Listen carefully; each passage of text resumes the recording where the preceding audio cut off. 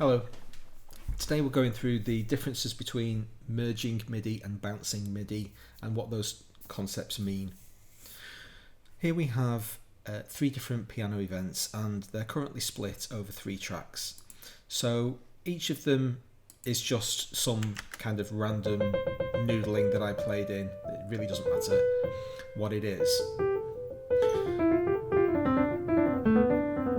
Okay, so it's just nonsense really, but we've got 3 different events on 3 different tracks.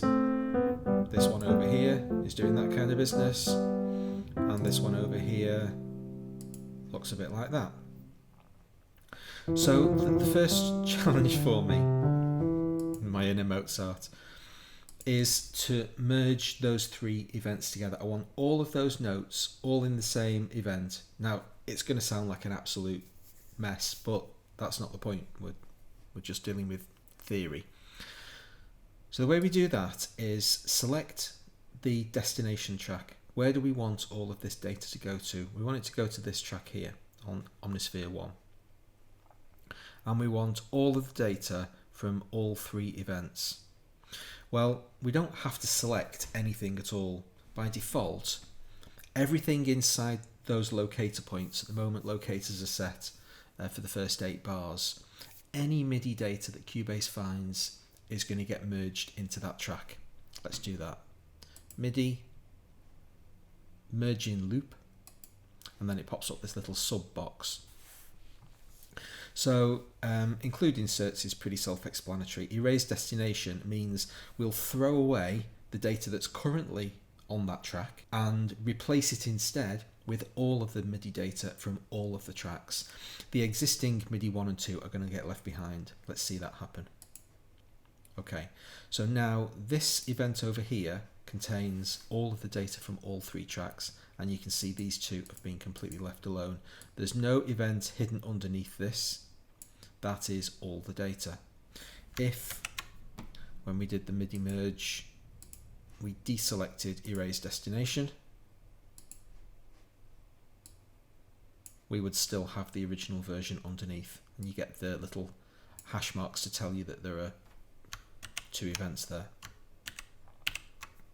If we don't want all of the MIDI from all of the tracks to get merged together, we mute the tracks we're not interested in. Or you could do it the other way around and solo, but it's going to work the same. So this is just going to end up with these 2, and we're not going to get, see that big run up there at bar 3? When we merge MIDI. Now this event here doesn't have that big run up, but it does have all of the events from the other 2 tracks.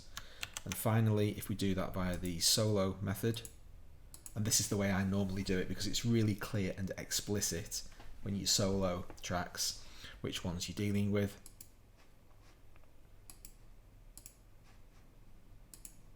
Same result. Now we've got the 2 events that we wanted to be merged together, and we've left the data on this MIDI 02 track behind.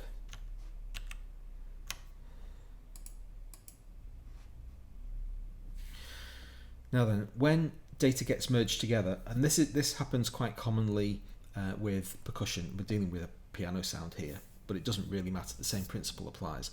When you merge all of this data together, you could quite easily end up with situations where you want most of it but not all of it. If two notes occur like very, very close to each other, typically you wouldn't want that. You don't want 2 notes on the same VST sounding simultaneously. Very often you'll get kind of horrible phasing issues. If you've got like a piano VST, one note cuts the other off and they don't sound right. So the way that I get rid of those, let's merge them all together again momentarily. So I'm merging all 3 here. So now this is all of the data for all of those 3 tracks, all merged together. And if we zoom in,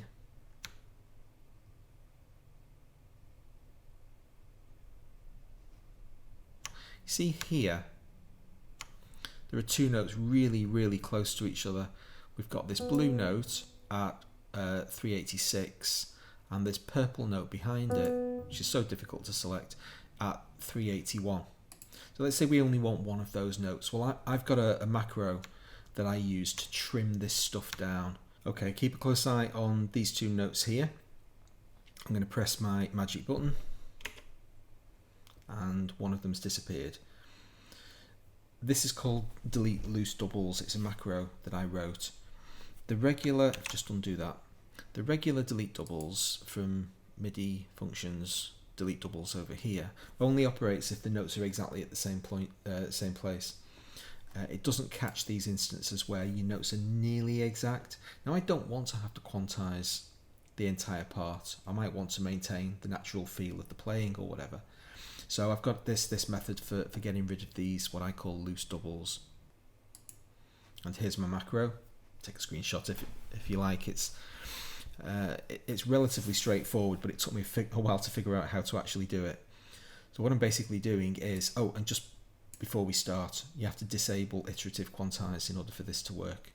It needs to be able to absolutely quantize the notes as part of this process, and there's no facility to turn off iterative quantize. All you can do is toggle. It really annoys me.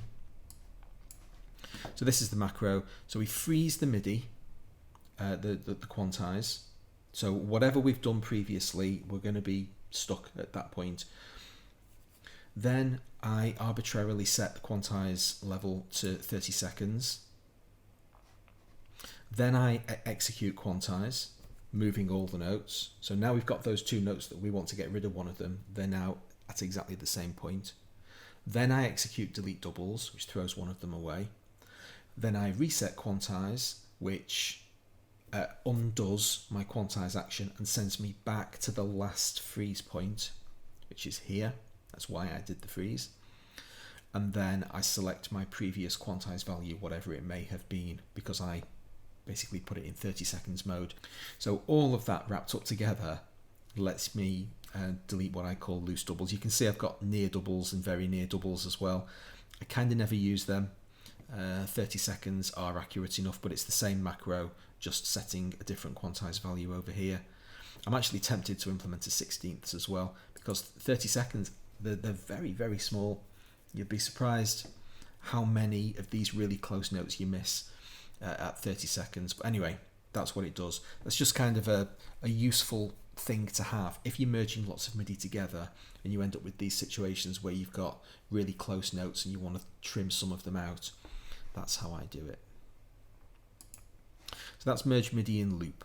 The next example is bounce MIDI, and what we're talking about here, we can now get rid of those three parts.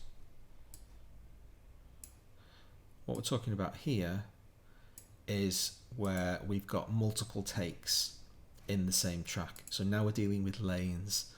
So you've got you've put your cycle point on, you've cycled around, you've been recording your music, you've done 3 tracks worth of data in stacked mode, and then unmuted all the part, and you listen to the various bits that you want. So by a process of auditioning, we choose which events we're going to want to keep. So these are the 4 events we want to keep. I now select all that and bounce. Then it basically throws all the muted stuff away, keeps all of the selected stuff, glues it all together, and now I have a single continuous event with all of those notes merged together.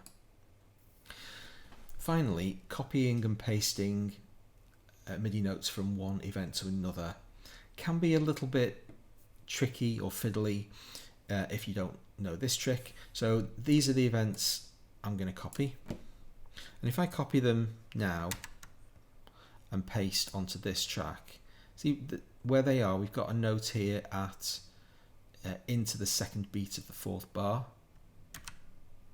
Well, the notes have been pasted in where the current song marker is. So if we want them to be pasted into the correct place,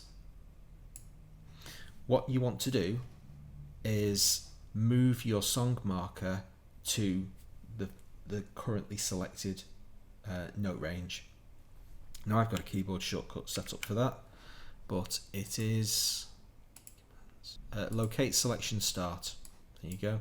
So I use Shift Y, but there you go. Locate selection start is what you want. So if you execute that command, it moves the song marker to the correct place. Now when we copy, select our new track, paste, it pastes the notes in exactly where you want them to be. And that's basically how I manipulate MIDI. Those three functions together give me all of the flexibility I need in order to be able to manage my various MIDI parts spread over multiple tracks and multiple lanes. Hope that's been useful to you. Thanks very much for watching. I'll see you next time.